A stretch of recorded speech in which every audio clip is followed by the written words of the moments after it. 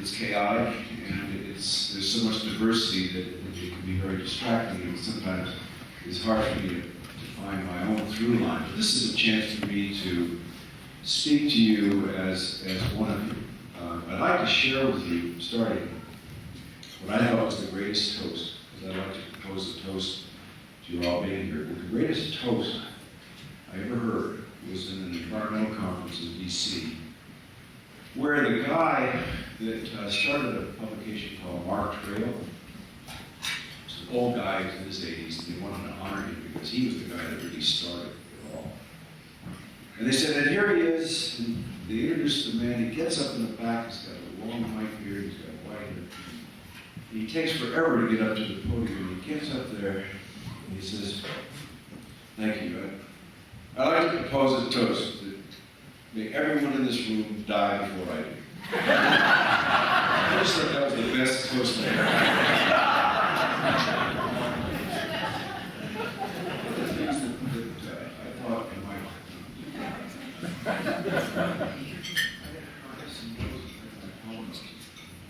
I wanted to share with you, first of all, as I said, it's for you.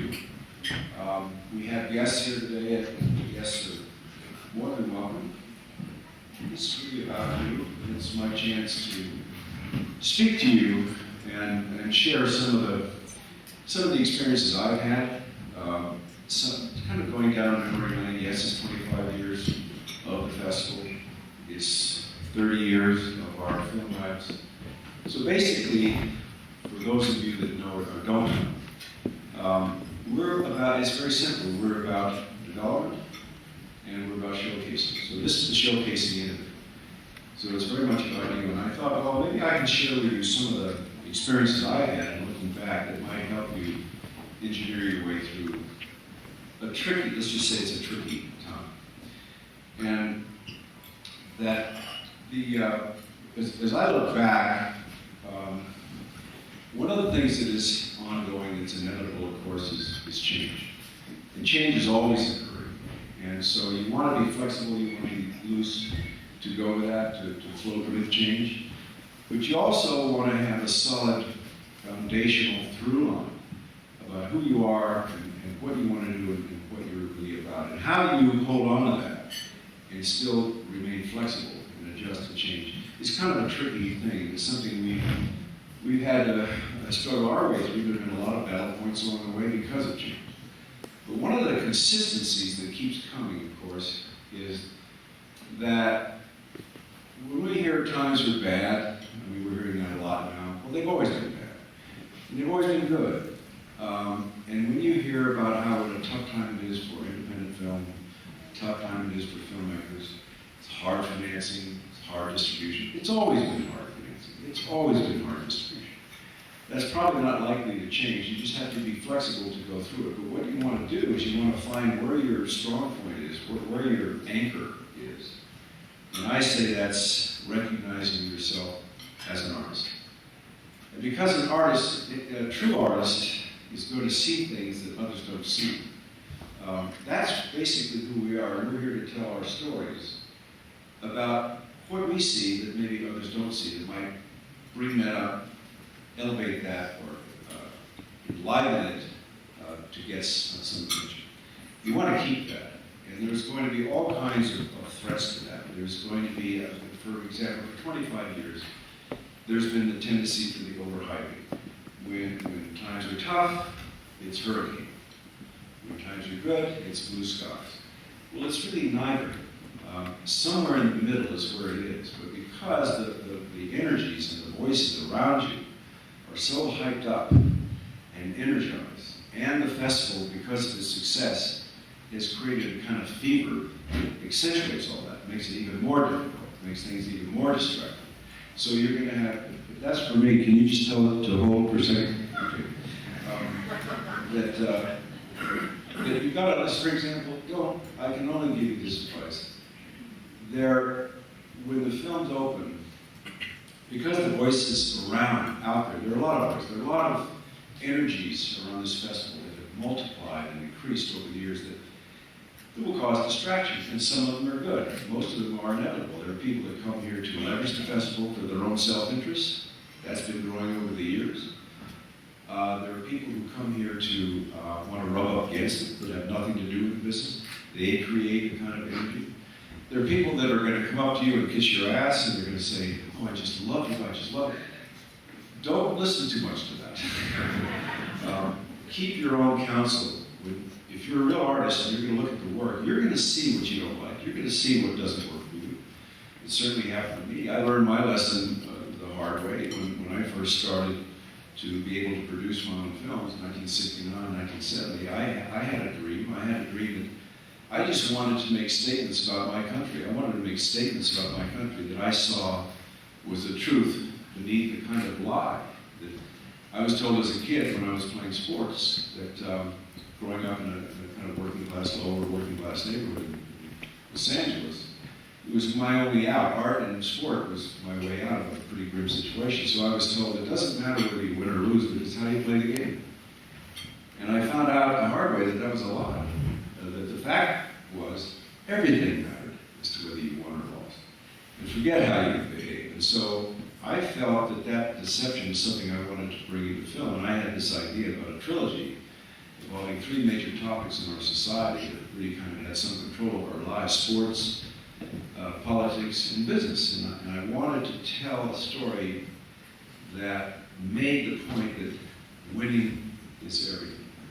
So when I made the first one, I decided to do the first one. It was a studio allowed me to make it because I was doing larger films. I had the benefit in doing larger films that were successful. That enabled me to do smaller films that were more risky, but they let me do it as long as the budget was under $2 million. So I did it.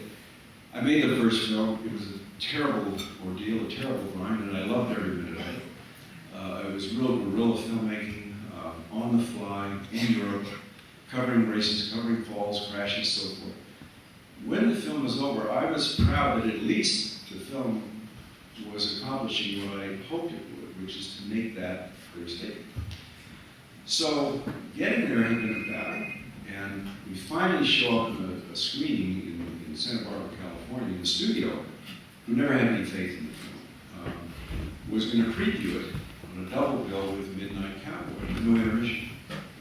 And so people are like, after Midnight Cowboy, they just want to go kill themselves. So instead, what they get is my film, that comes on the screen.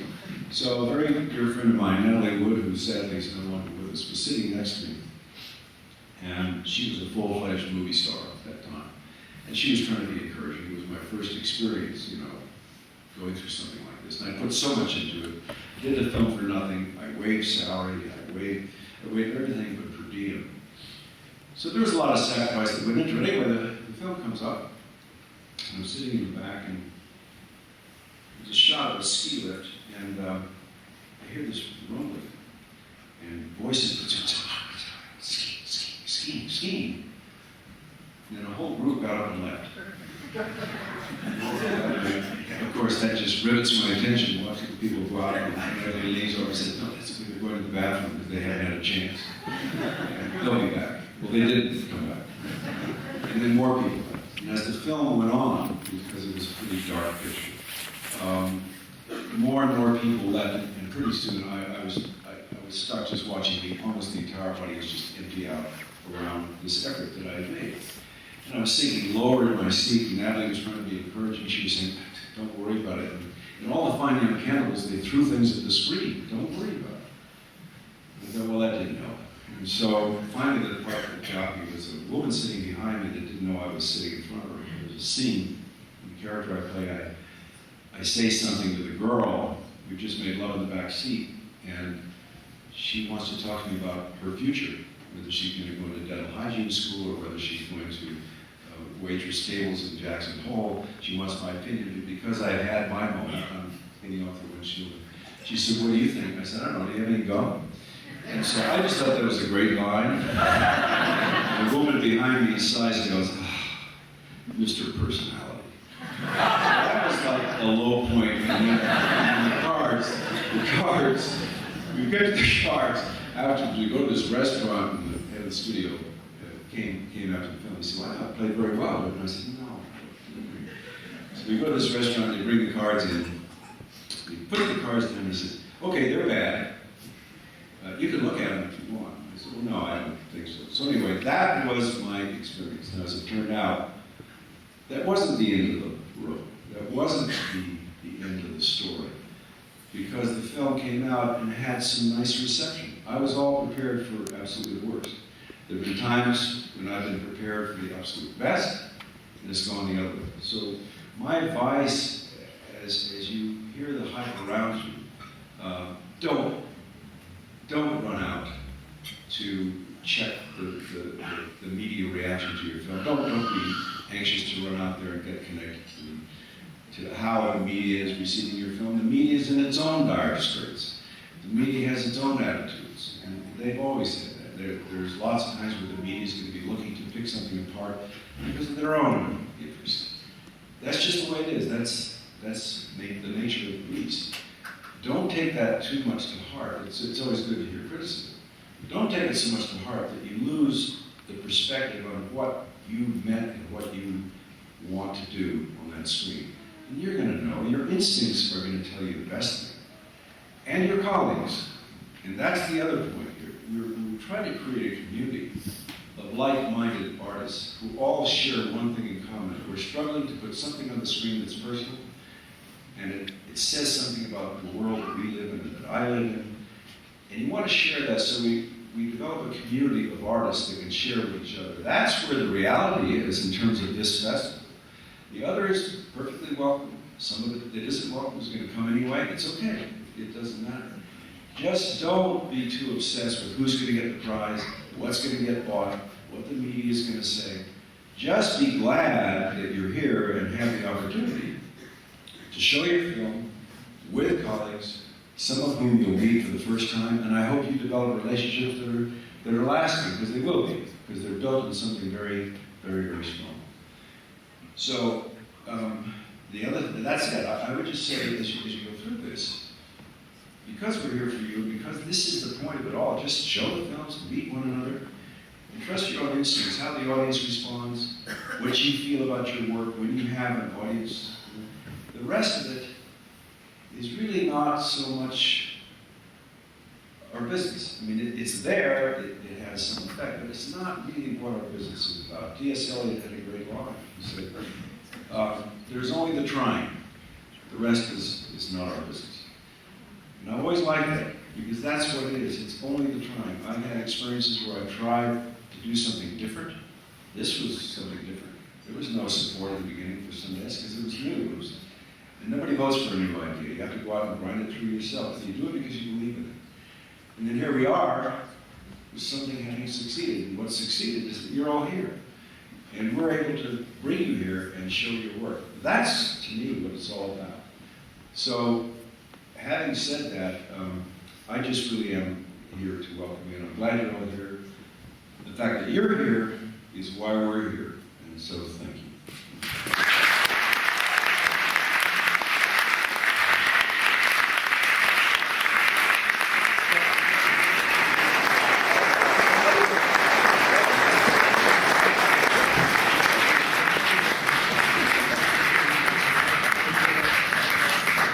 You know, we're going to